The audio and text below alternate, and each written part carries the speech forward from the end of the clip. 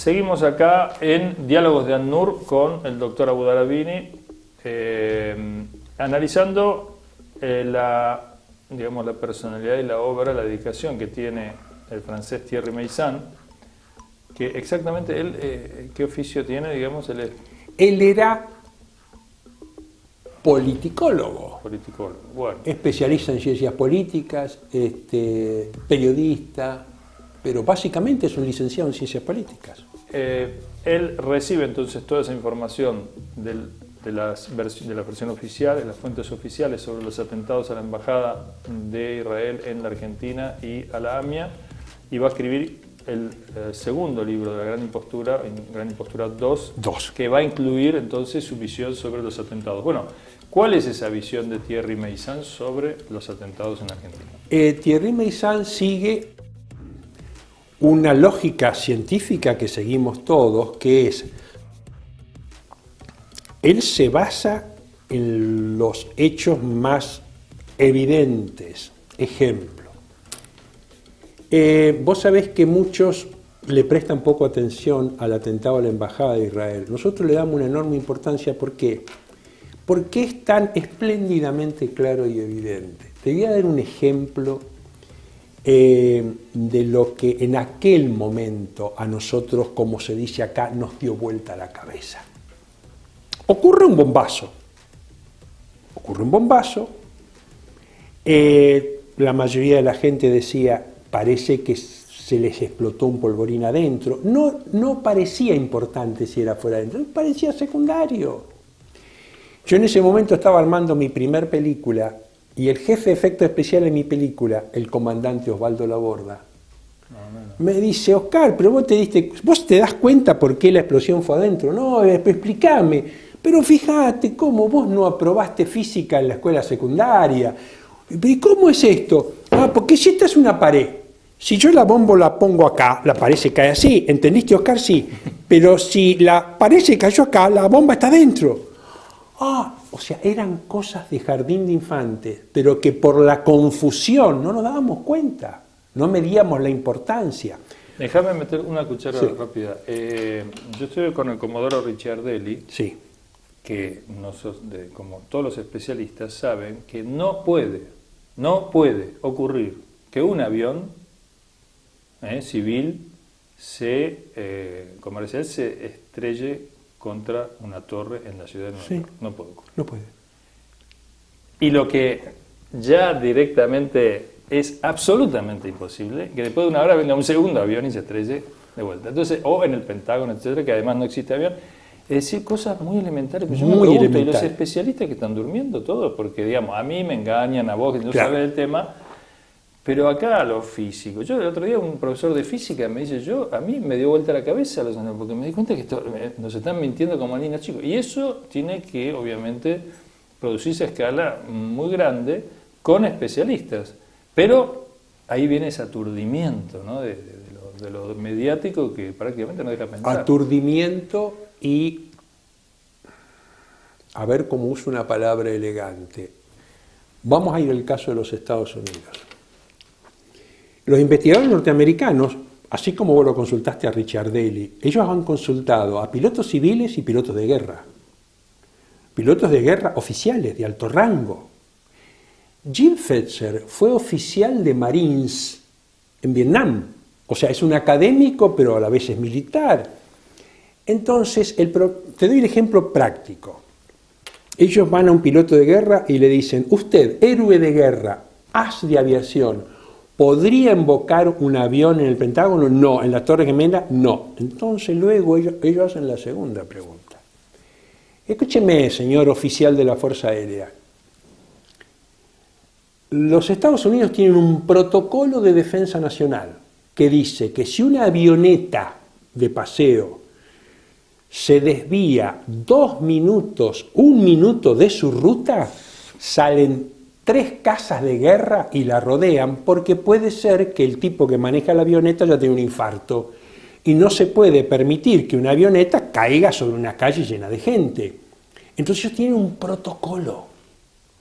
Al minuto que todas las grandes ciudades Todas las grandes ciudades. Entonces, Estados Unidos además tiene aeropuertos de combate cerca de todas las grandes ciudades.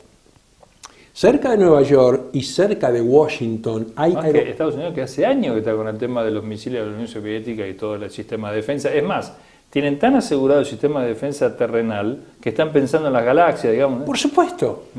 Entonces, los investigadores norteamericanos dicen, ¿quién ordenó a los pilotos de tal base? Porque si un avión se acercaba, el Pentágono, Washington, se acercaba a esos lugares están protegidos por mil cosas.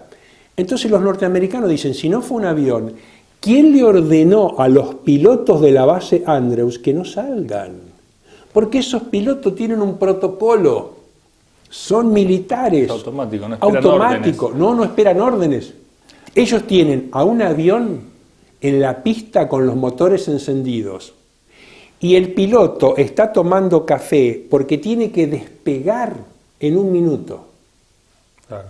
Entonces vos tenés que, los norteamericanos dicen, ¿quién le ordenó a los pilotos de esta base, que no salgan? Fredete, volvamos entonces a la embajada, que la pared se cayó así, igual Sí. que en la AMIA las columnas están así. Ahora, y eso lo está en el libro de la Nata. Pero esa foto, porque bueno, pero hay otras fotos también oficiales, digamos, o de lo que salía, como bien decís, en La Nación y demás, donde se ve, ¿no?, los escombros para afuera, no para adentro. De todas maneras, volviendo entonces a Thierry Meyssan, la impostura 2, que lo va a incluir, aparece entonces denominadores comunes. Ese de vuelta, digamos, cosas elementales, ¿no?, que un profesor de física, un alumno de física. Un alumno. Y entonces, ¿cómo siguió? A vos te dicen, estabas haciendo la película y te dice, mira, ¿no te das cuenta de esto? ¿No te das cuenta? Ah, claro, tenés razón, no le dábamos valor. Claro, ahora, entonces, no cuando estás en el diario La Nación dice, en el primer día del atentado, el ministro del Interior, Manzano, dijo, hay un cráter porque hubo un coche bomba. Ministro del Interior. Sí, sí. El diario La Nación, no un panfleto común, manda a sus periodistas y los periodistas dicen casi en broma, no hay ningún cráter. No hay ningún cráter el día 1, el día 2, el día 3, y el día 5, casi en broma, los periodistas de La Nación dicen apareció un cráter. Entonces, ¿qué te dice el sentido común? Si las fotos, los ingenieros dicen la explosión fue adentro.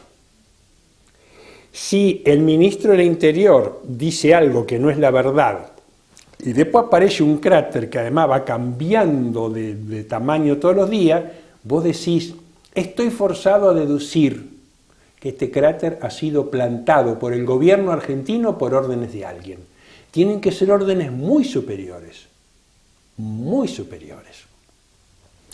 Entonces, luego yo tengo la suerte de entrevistar al juez Bisordi, porque el juez instructor del atentado a la embajada fue un juez. Y yo lo entrevisté por sugerencia de Meyssan, casi 1 hora y pico, la cámara en primerísimo plano, porque Meyssan quería saber si el hombre mentía o no. Y el juez Bisordi nos empieza a contar de que quien le pide o le ordena al gobierno argentino que haya coche bomba, es un funcionario de seguridad de la embajada con nombre y apellido. Entonces voy a decir, ¿qué es esto? Acá hubo un atentado que técnicamente hay que investigar, pero acá un funcionario de un gobierno extranjero de 4º rango, porque era el jefe de seguridad, es 4º rango, le ordena al alto nivel de mi gobierno que mienta. ¿Qué es esto? Entonces yo le llevo todo ese material a Meyssan, y Meyssan, que ya tenía el estudio de cómo se falsificaban y se plantaban pruebas en Estados Unidos, ve esto con una enorme claridad. Entonces él dice, tenemos que distinguir en los atentados 2 cosas. Primero, una cuestión técnica. Nosotros tenemos la obligación de ser muy técnicos con la prueba, la más chiquita de todas. Pero luego tenemos que ver a quién acusan. O sea, tenemos que ver si el acusado es un acusado verdadero o falso. Entonces, él dice, la prueba que yo tengo en el 11.9 no me lleva al mundo musulmán.